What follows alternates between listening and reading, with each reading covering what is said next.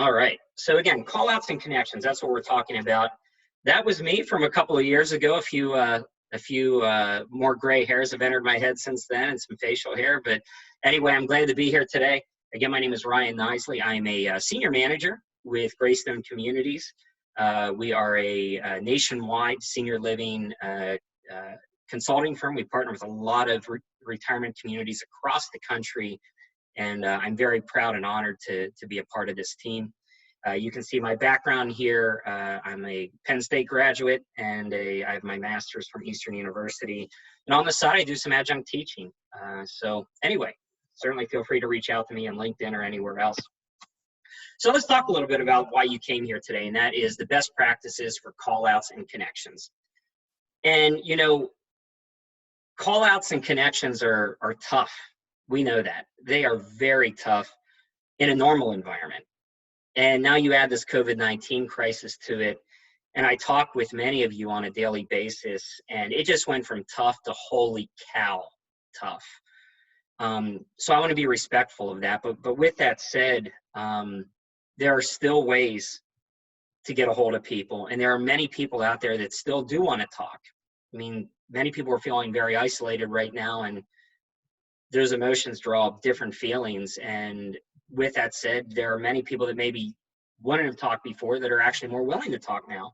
And there are others who may have wanted to talk that are shutting down now. So it's those things that we have to be cognizant of. But what I'm about to share with you are some best practices that Greystone as a team has come up with to talk about being able to engage with one another through the phone. So here's rule number one that we'll talk about. Be consistent with your calls, but not overwhelming. Make the calls, but I would recommend not twice a day unless you've gotten a hold of somebody or they've given you some type of message that looks like they want you to call them twice in one day. But we do need to be consistent. That is the key. I hear too many times where, as a sales counselor, we're scheduling call outs more than a month out, or 60 to 90 days out. In a normal environment, that really doesn't get the job done. And in this environment, we need to be cognizant that we still need to be consistent. And we can be consistent and be helpful without being overwhelming. And when I would be leaving a message, you want to be clear and give a date that you'll call back. So here's a great example of that. Sorry I missed you today, John. I hope all is well. Today is Monday, April the 13th. If I don't hear back from you, I will call you back on Wednesday, April the 15th. If you hear what I said there, it's being very precise with our dates.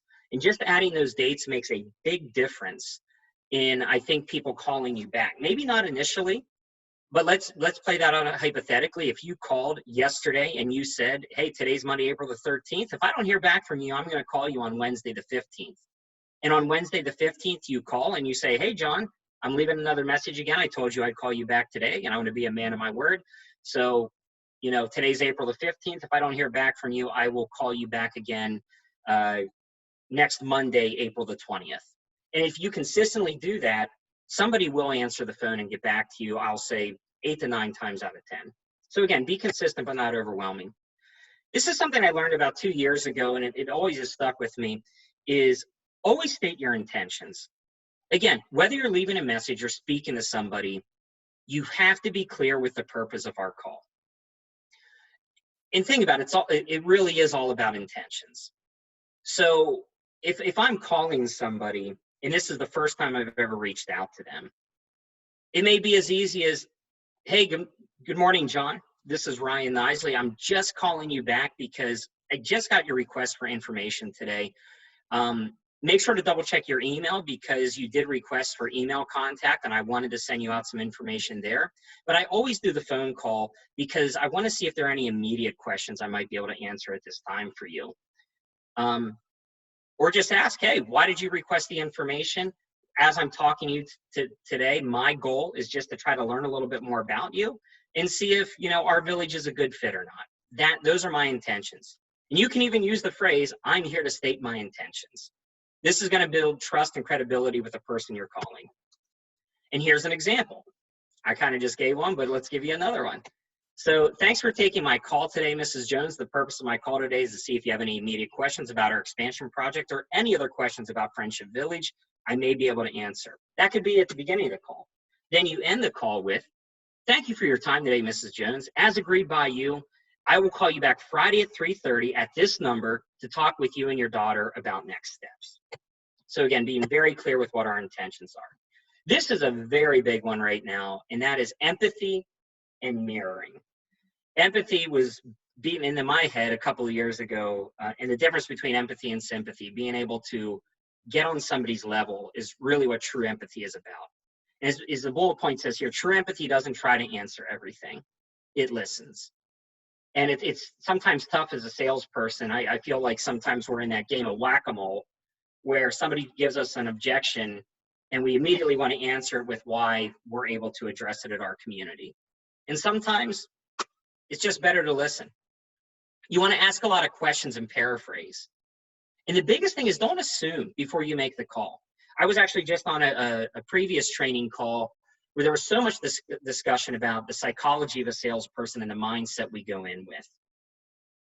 It's really hard right now to make calls because I think many of us have the mindset that nobody wants to talk with us. In fact, I saw that with a lot of your questions that came pouring in. But I think we have to be very, very careful. That's a slippery slope. And it's just not true. There are people that want to talk to us, regardless of what market you're in. I know every market's a little bit different. I work with markets, again, in Florida and Chicago and Minnesota and New York. Markets are different, but people are still people. So you need to be able to mirror those emotions when you talk to people. Every call is going to be different, as it always has been. This is no different today than what it was, 2 months ago, as far as every call being different. 2 months ago, there were people that didn't want to talk to you. And 6 months from now, hopefully, if we're all through this, people won't want to talk to you then either, but some people will. So you have to go in with that attitude and mirror. If somebody's excited and wants to learn about it, you need to be excited with them. If somebody is kind of down in the dumps, just take that time to say, hey, I may not understand exactly what you're going for, but I'm here. I want to get to know you a little bit better. And, just get on their level. So that's empathy and mirroring. And here's a good example of that. Wow, Mrs. Jones, I'm so sorry to hear that. I don't even know what to say. Thank you for sharing that with me. Mrs. Jones, again, thank you for sharing that with me. So if I'm hearing you correctly, and that's where the paraphrasing comes in. We need to be able to have that paraphrase, to be able to paraphrase back what they said to us, to make sure you're fully understanding what they're saying. And here we go. Sorry, it seemed like my PowerPoint froze up there for a second. Also think of it this way. We're educating people. We're counselors. And try to take that approach. I'm trying to take that approach right now with one community that I am actively making daily phone calls for, of really educating versus selling. I hear some people say today, well, we can't sell to anyone right now. That's not true. You can sell to people right now, but there's a difference between a hard sell and a softer, again, more, I'll call it a more human, empathetic, building relationships.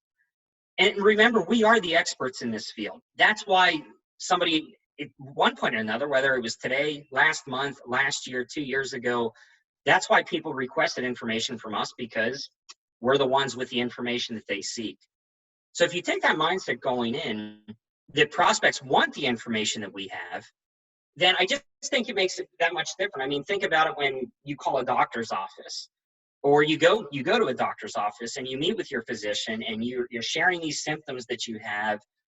Well, why do you have the insurance? Why are you paying the copay to go to the doctor if it's something you already know? It's because it's not. It's because you're trying to learn about how you can best handle this problem. Well, there are seniors right now that want to learn about, even if it's not right now, they want to learn about how in a couple of months that they can be prepared and be better informed. And words and phrases really reinforce this approach. And let me give you an example. Hello, Nancy. My name is Ryan with Friendship Village. I would love to provide you and your family with more information about the village so that you can feel confident in the decision you ultimately make, whether it's our village or not. By the way, I also think that last line isn't one to gloss over, or not. As salespeople, many times we find that, well, we're the only solution. Well, that we all know that's just not the case. I used to work in higher education. I used to share all the time with high school seniors that though I'm here representing this tech school, You know, we may be a good fit for you, we may not be. The military may be a good fit for you, it may not be. A four-year education at a prestigious university might be a right pick for you, or it may not be. The point is, they all have their place, and it's about finding your place. So, you know, when I'm here to educate you, Nancy, the whole reason I want to give you this education is because I want to find out if we are a good fit or not. And the only way you're going to do that is to learn. Me sending you a packet really isn't going to cut the mustard with this big of a decision. Assume and ask for the appointment. We've seen this be very successful across the country at different communities that we're working with right now. Again, it goes back to that mindset. It goes back to assuming the appointment. Notice I didn't say assume the sale. The sale comes later. Don't put the cart ahead of the horse. And I think many of you sometimes right now, you have it in your mind that, oh boy, I have to ask for a 10% deposit right now. Who's going to want to give me that? Well, there are people that are actually still giving them. We're seeing it. But the reality is that's not what these call outs are about. The call out is just taking little steps. Assume the appointment going in. Remember what we just said, people want the information that we have. So the mind goes where we want them to go. You know, the next logical step, Mrs. Johnson, is to make an appointment so that you can make that best decision. And then all you're doing with that appointment, you're simply setting the time for them to become more informed. Voicemails. This is a question I got a lot of questions about is, you know, how do you get people to call you back? And it's really tough. And if I had the, what do they say? If any of us had the magic bullet or the golden goose laying the golden eggs, we would all be using that bullet, or we'd all own that goose. And the reality is that what I'm about to give you are just tried and true suggestions where we've seen success.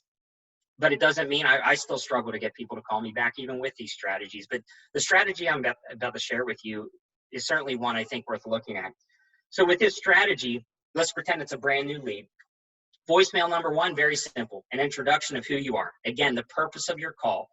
Mrs. Johnson, you can even say I'm very big on stating my intentions. The whole purpose of this call is boom, boom, boom. And again, giving the date and time that you called and the date and time that you plan on calling back. Okay, let's pretend they don't call you back. Voicemail number two, let's say it's 2 days later. Hey, Mrs. Johnson, I promised to call you back. Sorry, I missed you again. And today is such and such date, and I'm going to try to call you back again. Voicemail number three. I promised to call you back today. I'm sorry I missed you again. And now's the time to probably start addressing that we're having trouble connecting, obviously. Since we've had difficulty connecting, I'm wondering if I'm calling you at the wrong time of day, or you know what, you may no longer be interested. And by the way, that's okay. It's all right. Please let me know either way how you'd like to proceed. And again, I've said it before, I've said it at least 3 times on this call, remember to always call back when you said you would. Making call outs are fun. You want to make it fun. Sorry, my video was blocking what my point was there. So making call outs, you got to make it fun. I mean, actually, I'll share a quick story. My wife was working from home yesterday, and she heard me making a ton of call outs, and she heard me leaving a bunch of voice messages. And she said, wow, do you really enjoy doing that? And I said, well, I'd be lying if I said it was always fun just getting a voicemail, but you know what? A situation is all what you make it. And I try to make it fun. And let's face it, at the end of the day, we have no other choice. This is the foundation of what we do. But if you really take a step back, many of us sometimes get nervous when we make call outs. Some of us just, again, don't expect to get a good response, especially right now. And I'm not going to talk about the mindset again. We need to go in with that fresh mindset. But try to think that all this really is, it's people talking to other people. Pretend you're talking to a loved one. Pretend you're talking to your buddy. Obviously, keep it professional. But that's all it is. It's just we're all human. And boy, if there was ever a time to recognize the value of the human condition, I think it's right now. So I think, if anything, you're noticing neighbors are waving more during this time frame. And the point is at the end of the day, when you're calling somebody, it's just one person calling another person. Keep it light. Keep it short. I know some of you have shared with me when you're calling people, and you're saying, hi, I'm such and such from such and such village. The immediate response is, why are you calling me right now? I can't make this decision. Try changing up the way you call people. You know, I was taught many years ago, when you call somebody, don't necessarily immediately identify who you're with. It may sound tricky, but it's really not that hard. Again, if you're just calling your friend, you know, I'm not going to call my friend and say, hey, this is Ryan from 13 Pemberton Drive. John, is this you? No, I'm going to call them and I'm going to say, hey, John, it's Ryan. How are you doing? And again, if you've never spoken to them, we have no relationship, it may seem weird at first, but more than likely you're going to get a response at the very worst, John, Ryan, who did you say you were? And then you can play it really light. Oh, hey, John, I'm sorry. I should have said, this is Ryan from Waterman Village. And the only reason, again, I was calling you was blah, blah, blah, blah, blah. And even though I still eventually identified myself, you may be surprised by taking that wall down in the initial by just saying, hi, this is Ryan, and leaving it at that. Is this John? I think you may find a big difference instead of just saying, hey, this is Ryan from Waterman Village. I just wanted to see if you had a few minutes. Most people don't like hearing those types of canned speech. I mean, think about it when you receive those phone calls, whether you requested information or not. Here is something that I have tried. You have to have, I think, the right personality to do it, but I think it can be a lot of fun. And again, make this your own. So here's a great example. Hi, Bob. This is Sherry from Friendship Village. I'm beginning to feel like we have a love-hate relationship with your answering machine. I love to leave messages, and you hate to return them. Maybe we can talk soon. Thanks. Again, it may seem silly, it may seem a little risque even, but again, if you've tried and you've looked in your CRM and you've left 4, 5, 6, 7, 15 messages for somebody and they're not reciprocating and you haven't led them, why not have a little fun with it? You know, it may, if I received a message like that, it would certainly make me laugh, and it may even make me pick up the phone and say, hey, listen, you sound like a good guy. It's just not now the time or whatever, but at least you get that discussion going. And again, it sounds human. The last word of advice I can give everybody on this is always, with your call-outs, have a final approach. Always have something, as we've tried to reach people, always have a final approach ready. And you can do this through email or voicemail. I'll actually admit I'm a fan of the email or even a typed letter if you have their home address, to send them a letter. And you could put in the letter a prepaid envelope to have it sent back. Again, right now it's a little bit harder because we're all kind of working from home, so I'd probably more lean towards the email right now. And again, if you stated your intentions, it's all the way through. It's your final way of stating your intentions. And I'll give you an example of what a final approach might look like in an email or a letter. This is a little long, but it's worth looking at. Good evening, Terry. You had requested more information about our village and I give the date. When did they initially request information? I have made several attempts to reach out to you since that date by both phone and email. Have not heard back from you. Hey, I know life gets busy. I can understand that maybe now is not the best time for you to investigate this further. With that said, I want you to know the door is always open here at the village. This will be my last attempt to reach you. If you would still like to be contacted, receive a packet, or meet in person, please let me know and have a wonderful day. Again, I think it's good to spell it out. And I will tell you, when I've used this approach, I've had many people that have never gotten back to me, that have gotten back to me and either said, yeah, take me off the list, I appreciate it, Ryan, or actually I am still interested. I just didn't really know how to respond to you initially. And at the very worst, it doesn't mean you have to totally lead this person. It could mean that you are going to be true to your word. You personally aren't going to call them or email them anymore.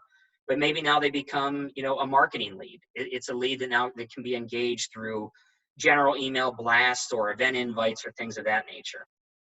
Or again, you could just lead them. So that's it for the actual presentation. I hope you definitely got something out of it.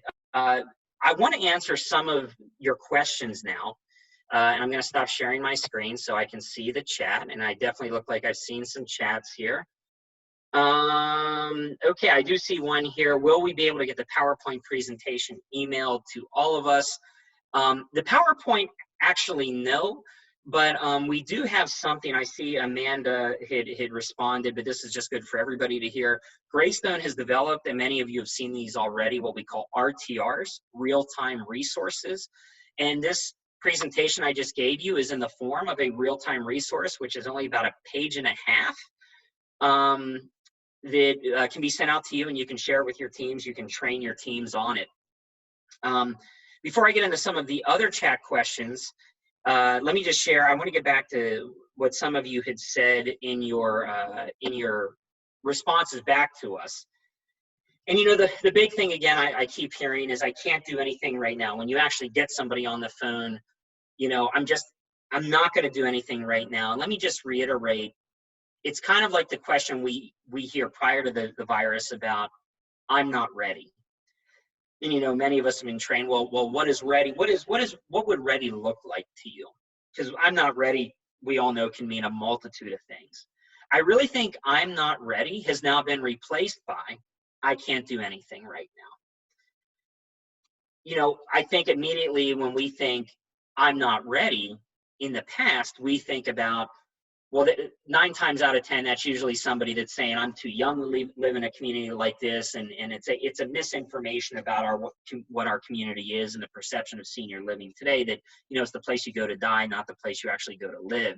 And most leads, we assume when they say, I'm not ready, they are saying, I'm not ready because I'm not old enough, or I don't need the healthcare services yet. But we know that's not always the case. It could mean I would love to be there yesterday, but I have 50 years of downsizing to do, or I need to sell my house, or whatever it is. I think that's the same thing with I can't do anything right now. I can't do anything. Let's face it, while they're talking to you, so they're doing something. Many of them are taking the time right now to learn new things. I mean, how many links have some of you sent out about, watch the panda at the San Diego Zoo, or do a virtual museum tour of something? Well, that's all time that they're spending learning new things. Why not learn about us? At one point, they were obviously interested in learning about us. So, that's tough.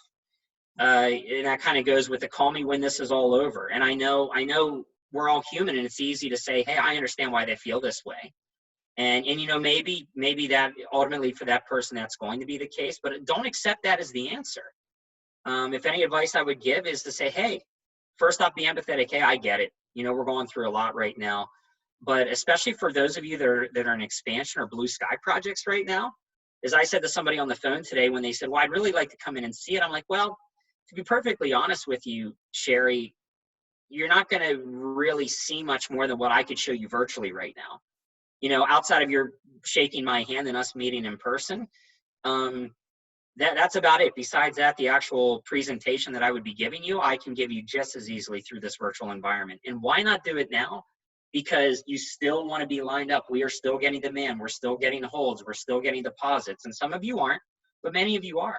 And those that aren't, I say, don't give up. Keep fighting that good fight. So let me see what other questions that we have here on the Zoom chat. How many times should I leave voicemails before sending a letter or making a lost lead? Very good question. And I used to live by the mantra until I read about them in the obituaries. You keep calling. But then a few years later, I had a different mentor talk to me, and we took the approach that, after so many, and I by the way, I don't have an exact number. I mean, for me personally, if I've called somebody, I'll say 5 or 6 times over the span of about 2 months, along with pairing the emails, because I don't know how many of you do it, but I've always been very big on call, email, call, email, call, email. If I've done 5 or 6 of each of those, so now I've done 10 to 12 attempted reach outs to somebody, and they're not getting back to me. At that point, I'm sending them what I call an SIE, state your intentions email, or a SIL, a state your intentions letter, and going off of that. But again, if somebody reciprocates, well, to me, that starts it all over again. If somebody gets back and has a question, then it kind of starts all over again. But again, some people will leave leads in their database forever and ever and ever and ever. And that's a whole other discussion for another day. And I mean, we're still very good on time. We have 4 minutes left until we hit our deadline, which, by the way, I'll stay on and answer as many questions as who wants to stay on. But I think at some point that just overloads our databases. And as the person said to me, hey, they have our information. We've done everything we can. And your time is valuable too. And ideally, we need our salespeople focusing on those priority leads, and not spending days and weeks on end calling leads that may have been lost years ago. So I think after about 5 or 6 attempts of both calls and emails, that is when I would state that. Best time of the day to call top leads. That's a great question I just saw across the screen. It's a good question. I will say I've always been very big about blocking off a morning and an afternoon time. So for me, my call times were always like 9 to 11 and 3 to 5. And I would say, especially when we're doing appointments, whether they're virtual or in person, is when you block off call time, you block it off like it's an appointment. Now, not to say if you get an appointment that the only time they can meet you is during that call time, then I think the appointment trumps the call. But I would say even when we get back to normal, really try to block off that time. And then when you're scheduling appointments, you can look and from 3 to 5 or whatever that time frame is that you have blocked off for that particular week. And again, you can change it as weeks go on. But I think you want to look at it almost like an appointment. And when you say, hey, I would love to meet with you, but here are the times I have available on these days, try to stick to that, because that call time is so important. You know, this isn't rocket science what we do. It's follow-ups and it's human relationship. But if we're not following up, then you're falling behind. You feel more stress at work, and we're not serving our client is the way that we should be. How would you suggest making calls during this time more worthwhile when the person just wants to get off the phone? Do we let them go? That is a good question. Let's face it, it's about comfort. And actually, I think it brings up a good point. Naomi, I see, is who asked that question, is that first off, it's hard. It is hard when and again, as I mentioned earlier, you want to be empathetic and mirror the person. And by all means, I would never say to push them to the brink to where they would get upset with us or hang up or whatever it is. And if it's clear they are just not wanting to talk right now, then let them go. But before you let them go, maybe ask them the question about, hey, listen, I understand right now is not a good time to talk. I'm looking at my schedule, and you know, I see here today is Tuesday afternoon. Do you have any time tomorrow morning or tomorrow afternoon? Which time would be better for you? By the way, that's what I call the option of 2, and I can't take credit for that. I learned that through a past sales training that I had in senior living, but I strongly suggest using the option of 2. And the option of 2 is giving 2 times to schedule something. And notice what I did there. When would be a better time for you, morning or afternoon? Which would work better? Not would one of those work, just which would work better. And if, let's say she says, well, you know, sometime in the morning. Okay, when in the morning? I have time at 10 or 10:30. Which time would work better for you?